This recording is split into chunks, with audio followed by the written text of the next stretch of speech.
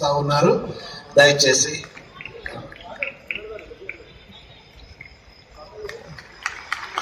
చెప్పకూడదా?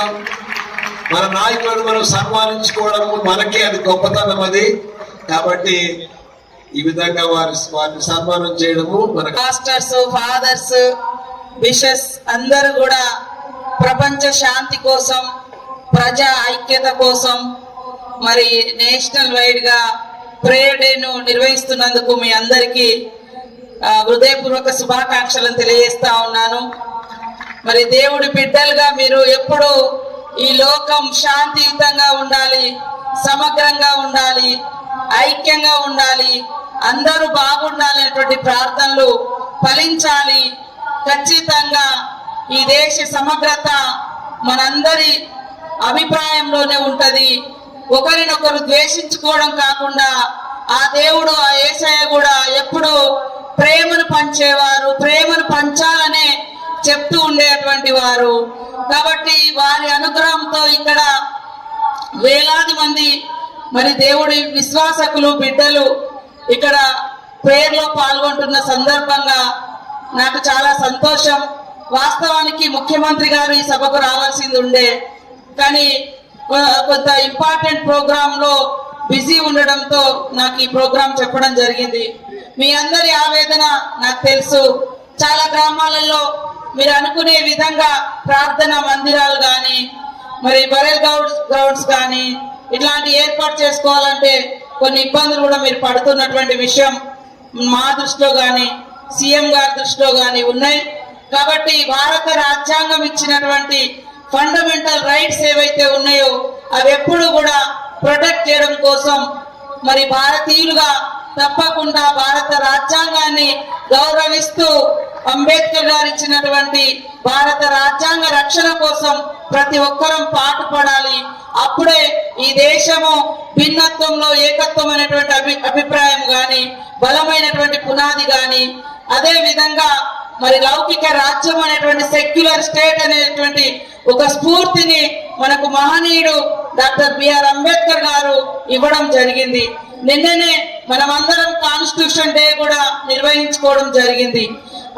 ఇప్పటికీ కాన్స్టిట్యూషన్ మనం ఆమోదింపజేసుకొని 75 years అవుతున్నప్పటికీ ఆ ఫలాలు ఇంకా అందకుండా ఇంకా అక్కడక్కడ మరి కుల అణిచివేత, మత విభజన రాజకీయాలు, మతాల పేరు మీద అధికారాలకు రావాలన్నటువంటి ఒక ప్రజా ఐక్యతలో మరి భిన్నత్వాన్ని, విభజన రేఖలను తీసుకొచ్చి దాని ద్వారా ఇతరుల యొక్క మరి విశ్వాసాలకు గాయపరిచే విధంగా కూడా చేస్తా ఉన్నారు.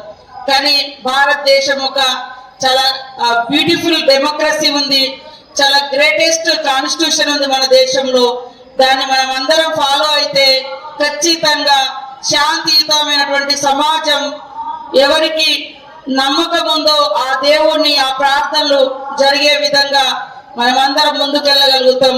కాబట్టి దేవుడి బిడ్డలుగా, దేవుడి విశ్వాసకులుగా అందరికీ బాగుండాలని మరి రాబోయేటువంటి క్రిస్మస్ వేడుకలను కూడా మనం అందరం ఘనంగా నిర్వహించుకోవాలని తెలియజేస్తూ అందరికీ క్రిస్మస్ అడ్వాన్స్ శుభాకాంక్షలను తెలియజేస్తూ ఆమేన్.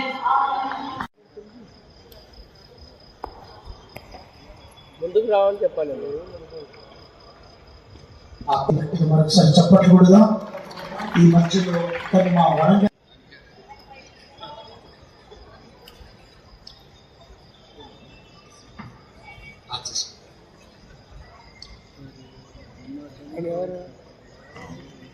గట్టిగా చెప్పట్లు కొట్టి మన ప్రీతమ నాయకులు ఎమ్మెల్యే గారిని మనం అభినందించుకుంటున్నాం. సార్ ముందుకు రండి, సార్ ముందుకు రండి.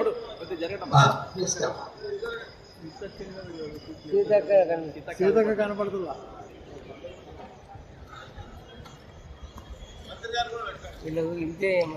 గట్టిగా చెప్పట్లు కొట్టి వారిని అభినందిస్తాము. వేల మంది మీ కొరకు కళ్యాణము ఒక్కరిద్దరు కలిసి చేస్తేనే పని చేస్తున్నాడు. కాబట్టి ఇన్ని వేల మంది ప్రార్థన చేస్తే రాబో దినాలలో ఈ రాష్ట్రం సుశశామలంగా ఉండాలి, బాగుండాలి, దేశంలో ఉన్న స్థితిలో ఉండాలి. మా బట్టి ఉప ముఖ్యమంత్రి గారు ఉన్నారు కాబట్టి ఫైనాన్షియల్లీ ఫుల్ నీ కోటంతా నిండాలి. నువ్వు ఎవరు అడిగినా వాళ్ళకి ఇస్తావు వాళ్ళను. అట్లా ఉండాలని ప్రార్థన చేయడానికి ఈరోజు నిన్ను బలపరచడానికే క్రైస్తవులు వచ్చారు. ఈరోజు మన ముఖ్యమంత్రి డైనమిక్ ముఖ్యమంత్రి ఉన్నాడు, ఎప్పుడు దారుణంగా మాట్లాడతాడు. ఆయన ఎవరిని ఏమడిగినా కానీ కాదనే వ్యక్తి కాదు, మంచి మంచి ఆలోచనలు చేస్తున్నారు. ఇంకా అవన్నీ బలపడాలి, అన్ని పనులు మంచిగా జరగాలని కోరుకుంటూ ఈరోజు ప్రార్థన చేయవచ్చు. ముఖ్యమైన విషయం ఏంటంటే రాష్ట్రంలో మేము అడగడానికి రాలేదు. శ్రీమతి సీతక్క గారికి, నా తోటి శాసనసభ్యులు ప్రేమ్ సాగర్ రావు గారికి, లక్ష్మీకాంతరావు గారికి, ఈ కార్యక్రమాన్ని ఏర్పాటు చేసినటువంటి మిత్రులు మాజీ శాసన మండలి సభ్యులు రాజేశ్వరరావు గారికి,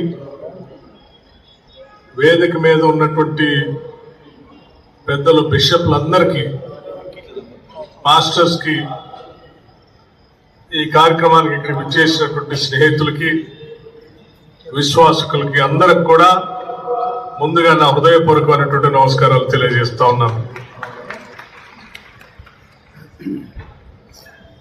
ఈరోజు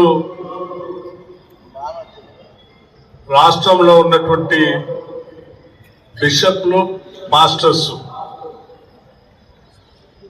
లాల్ బహదూర్ స్టేడియంలో కార్యక్రమం ఉంది, దీనికి రావాల్సిందిగా రాజేశ్వరరావు గారు, మా రాష్ట్ర కాంగ్రెస్ కమిటీ అధ్యక్షులు మహేష్ కుమార్ గౌడ్ గారు చెప్పినప్పుడు తప్పనిసరిగా వేరే కార్యక్రమాలు ఉన్నప్పటికి కూడా మీ అందరితో కలవాలన్నటువంటి ఆలోచన. అందరం కూడా ఈ కాంగ్రెస్ ప్రభుత్వంలో ఉన్నటువంటి వాళ్ళందరూ ఈరోజు ప్రజా సంక్షేమం కోసమే కట్టుబడి, వాళ్ళ అభివృద్ధి కోసమే నిరంతరం పనిచేయటమే కాకుండా సంపదను సృష్టిస్తాం. సంపాదించినటువంటి సృష్టించిన ప్రతి సంపదని, ప్రతి పైసాన్ని ప్రజల సంక్షేమం కోసమే ఖర్చు పెడతాం. వాళ్ళ అభివృద్ధే మా అందరి ముందున్నటువంటి లక్ష్యం అని మీ అందరికీ మరొకసారి సవినయంగా మనవి చేస్తూ, మీ అందరి సమక్షంలో ఈరోజు మాట్లాడటానికి అవకాశం కలిగించినటువంటి పెద్దలందరికీ మరొకసారి నా హృదయపూర్వకమైనటువంటి ధన్యవాదాలు తెలియజేసుకోవడమే కాకుండా, మీరు చేసే ప్రార్థనలు, మీరు చూపించే మార్గం వృధా కాదు. తప్పనిసరిగా ఈ ప్రభుత్వం ఆ జీసస్ క్రైస్ట్ ఏ రకంగా అయితే ప్రజల పక్షాన, పేదల పక్షాన, బలహీనుల పక్షాన ఏ రకంగా అయితే ముందుండి నడిపించాడో ఆ రకంగా తప్పనిసరిగా ఈ ప్రభుత్వం ప్రజల కోసమే తప్పిస్తుందని కూడా, వారి కోసమే పనిచేస్తామని కూడా మీ అందరికీ సవినయంగా మనవి చేస్తూ సెలవు తీసుకుంటున్నాను. నమస్కారం.